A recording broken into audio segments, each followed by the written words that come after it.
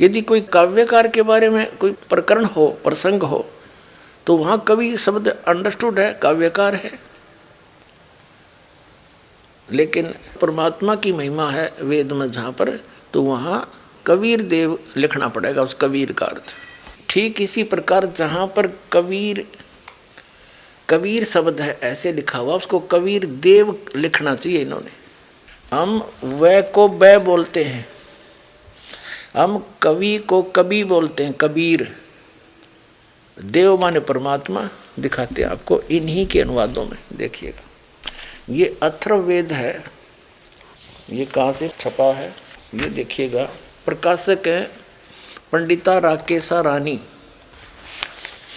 प्रधान कार्यालय वेद मंदिर महात्मा वेद भिक्षु सेवा आश्रम, लेखराम नगर, इब्राहिमपुर, मुकमेलपुर, दिल्ली। ठीक है, इसका चतुर्थ कांड देखेंगे। ये चतुर्थ कांड अनुवाक नंबर 1 और मंत्र नंबर 7 में इन्होंने सभी फैसला कर रखा है। इसमें क्या लिखा है कि संस्कृत में ये अथर्वणम पित्रम देवबंधु बृहस्पतिम नमसा अवगच्छात त्वम विश्वेशाम जनीता यथा स कबीर देव न दबायत सवधावान। इसमें इन्होंने देखो, इन्होंने कबीर का अर्थ कर दिया मेधावी, और सवधावान माने कर दिया अन्वास्वम धारण सामर्थ्य वाला। देव माने परमेश्वर, न माने कभी नहीं, दबायत माने ठगता। इसका देव माने परमेश्वर, ये कबीर देव, कबीर परमेश्वर लिख देते, कबीर देव लिख दे। ये देखो हम इनकी व्याकरण को भी डिस्टर्ब करना नहीं चाहते, ये व्याकरण के ठेकेदार बन रहे हैं। इसको लिख दें कबीर देव सीधा, बस। देव माने परमेश्वर ये खुद अनुवादित कर रहे हैं, और कबीर माने कबीर। हम कबीर देव कहने लगे, कबीर परमेश्वर। वेद में जहाँ कबीर लिखा है, जैसे यजुर लिखा है, यजुहु यजुर, कवि ही कबीर, तो वो कबीर देव लिख दे जहाँ परमात्मा की महिमा चल रही हो। और जहाँ किसी काव्यकार का वर्णन है, वहाँ कवि का अर्थ अपने आप ही बदल जाता है। तो यहाँ परमात्मा की महिमा है वेदों में। अब हम फिर लेते हैं ऋग्वेद, यजुर्वेद रख दिया, अब ऋग्वेद। ये है वही ऋग्वेद,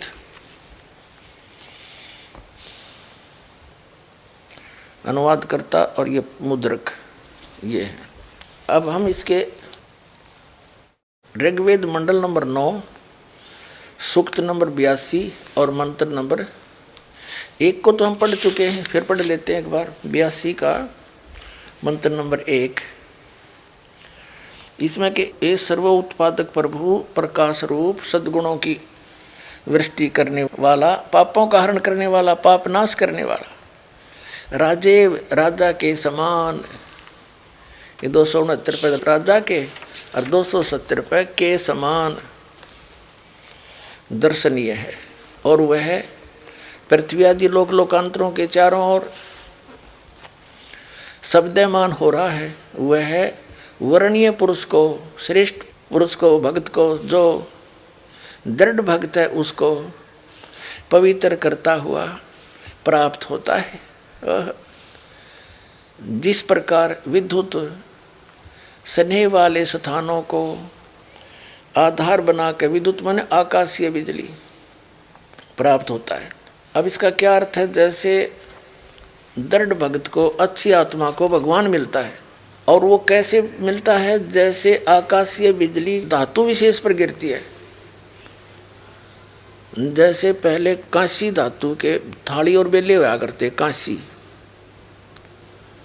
और वर्षा के दिनों में यदि वो बाहर आंगन में पड़े होते तो हमारी दादी जी कहा करती कि इन कांसी के थाली और बेलों को अंदर रख लो।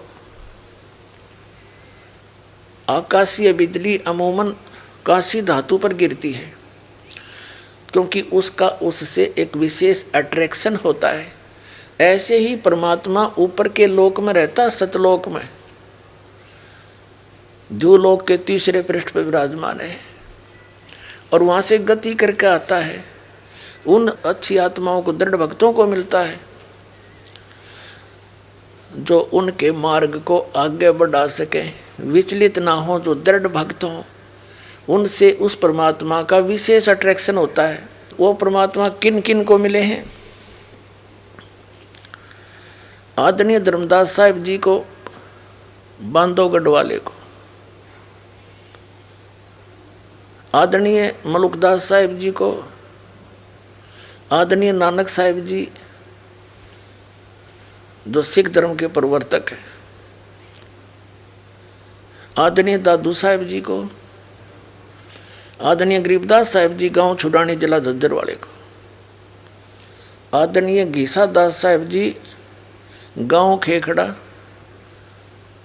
जिला मेरठ उत्तर प्रदेश वाले को, और आदरणीय महर्षि रामानंद जी को। तो इन महापुरुषों के बारे में दास को जानकारी है, जिन दृढ़ भक्तों को परमात्मा आकर मिले। तो उन महापुरुषों ने परमात्मा को जाना और सचखंड लेकर गए भगवान जहाँ वो रहते हैं सतलोक में, और वहाँ से वापस छोड़ा। फिर उन्होंने आंखों देखा हाल अपनी अमृतवाणी में वर्णन कर रखा है, और वो भी यही बताते हैं जो वेद बताते हैं। क्योंकि परमेश्वर कबीर जी जब ये लीला करने वो आते हैं, अच्छे भक्तों को मिलते हैं, तो उन्होंने स्वयं आकर बताया था कि वेद मेरा भेद है, मैं ना मिलूं वेदन के माही, और जौन वेद से मैं मिलूं वो वेद जानते नहीं। ये चारों वेद कबीर परमेश्वर जी कहते हैं मेरी ही महिमा का गुणगान करते हैं। लेकिन इन वेदों में मुझे पाने की, सतलोक में स्थायी स्थान पाने की वो विधि नहीं है। वो अन्य वेद है जो सूक्ष्म वेद, जो सच्चिदानंद घन ब्रह्म की वाणी में स्वयं परमात्मा आकर बताते हैं।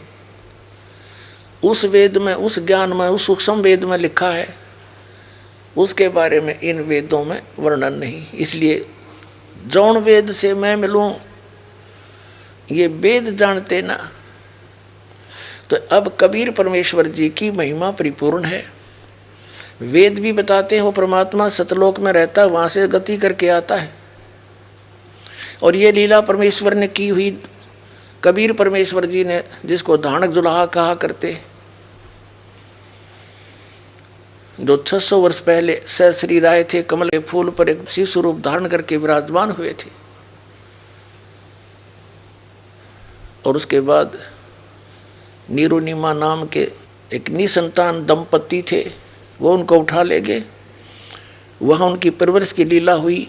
धीरे धीरे छोटी सी उम्र में बड़े होते ही 5 वर्ष की आयु में बड़े बड़े विद्वानों के छक्के छुड़ा दिए थे परमात्मा ने इस तत्व ज्ञान के आधार से। लेकिन उन निकम्मी आत्माओं ने, ऋषियों, महर्षियों, मंडलेश्वरों ने, अज्ञानियों ने, आचार्यों और शंकराचार्यों और उन नकली ब्राह्मणों ने परमात्मा के उस ज्ञान को ऊपर नहीं आने दिया। आज इस दास को भेजा है। ऐसे समय में परमात्मा ने सबसे पहले आपको शिक्षित किया, सदग्रंथों से दास को परिचित किया, और ये ऐसे इंस्ट्रूमेंट बनवा दिए, आप घर बैठे देख सकते हो सच्चाई को, या रजा करी भगवान ने आपके ऊपर। तो प्रसंग चल रहा है, परमात्मा वेदों में सशरीर है, मनुष्य दृश्य है, और वो राजा के समान देखने योग्य है, एक स्थान पर रहता है, वो भी प्रमाण करते हैं। वो किस उद्देश्य से आता, वहाँ से गति करके देखिए। ऋग्वेद मंडल नंबर 9 सूक्त 82 मंत्र 1 पढ़ लिया आपने, अब दूसरा पढ़ देंगे। हे परमात्मन, उपदेश करने की इच्छा से, यानी ज्ञान देने की इच्छा से आप महापुरुषों को प्राप्त होते हो। आप अत्यंत गतिशील पदार्थ के समान हमारे अध्यात्म यज्ञ को प्राप्त होते हैं। आप इन्होंने जो सर्वज्ञ कर दिया। यहाँ लिखना आप कबीर देव हैं, हम उसको कबीर साहब कहते, कबीर भगवान अल्लाहू अकबर शुद्ध स्वरूप हैं। हमारे पापों को दूर करके ही सोम आप हमको सुख दें। प्रेम भाव को उत्पन्न करते हुए पवित्रता को उत्पन्न करें। ठीक है, अब हम आपको दिखाते हैं ऋग्वेद मंडल नंबर 9 सूक्त 86 का मंत्र नंबर 26।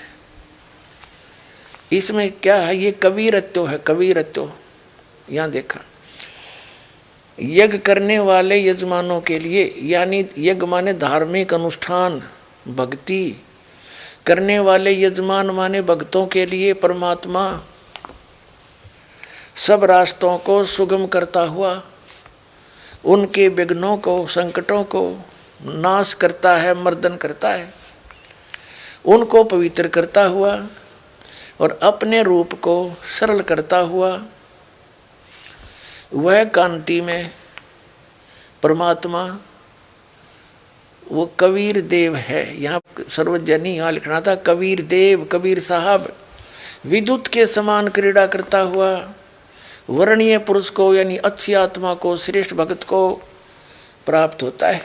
आप देखो ऋग्वेद मंडल नंबर 9 सूक्त 86 का मंत्र 26 पढ़ लिया, अब 27 पढ़ेंगे। इतना सा पढ़ेंगे, जो परमात्मा धूलोक के तीसरे पृष्ठ पर विराजमान है, ओए होए, एक स्थान पर रहता है। जो परमात्मा धूलोक के तीसरे पृष्ठ पर विराजमान है, वहाँ बैठा है अपने आत्मा। धूलोक का अर्थ है तेजो में लोक, वो सतलोक जिसको संत भाषा में हम सतलोक कहते हैं, सत्यलोक कहते हैं, सचखंड कहते हैं। वह पृथ्वी 100 प्रकाशित है हीरे की तरह, और उस सतलोक के 3 पोर्शन हैं, 3 विभाग डिवीजन हैं। तो उसके तीसरे विभाग में सबसे ऊपर वाले स्थान पर परमात्मा विराजमान है, गुम्बज के अंदर सिंहासन के ऊपर राजा की तरह। सिर पे मुकुट है, ऊपर सफेद छत्र है। अपने आत्मा महर्षि दयानंद क्या कहते हैं, क्या मानते हैं कि परमात्मा एक स्थान पर नहीं है। अब थोड़ा सा उसका प्रकरण दिखाते हैं 70 प्रकार से, फिर आगे चलेंगे।